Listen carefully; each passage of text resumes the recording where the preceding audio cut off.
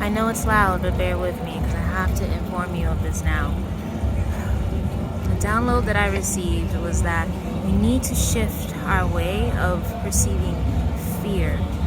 Think about it. A lot of times when we experience fear, it's out of a sense of protection, right? Whether that's a fear of actual physical danger, whether that's a fear of being abandoned, a fear of like not having enough, not being enough, whatever kind of mental or physical fear that it is, it's out of protection, right? So the slight tweak in perspective that we can have is that fear is there as a form of self-love. You're spending all this time because of experiencing these uncomfortable emotions of like, man, I just want to love myself, I just want to feel better, I just want to do better. But when you take the time to actually acknowledge these feelings, you can say to yourself, man, I love me so much that my body and my mind has it as an absolute priority by triggering this anxiety and these uncomfortable feelings to let me know that there is something threatening me.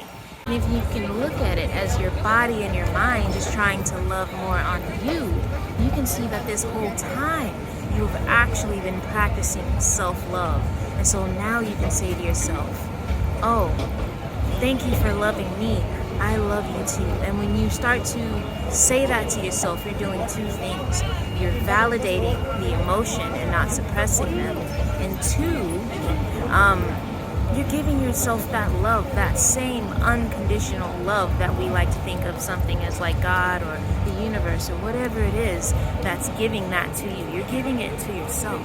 You see, the systems and the programs that we're raised in teach us that how we naturally function is flawed in some way, which is why we have to strive to achieve, which is why a lot of us feel like we are inherently not enough. The more you can teach yourself that you are perfect just as you are, even in those emotions where you feel uncomfortable or where you've been taught that feeling, I don't know, guilt and shame is a bad thing, you can look at those emotions and see the unconditional love and perfection, all of that.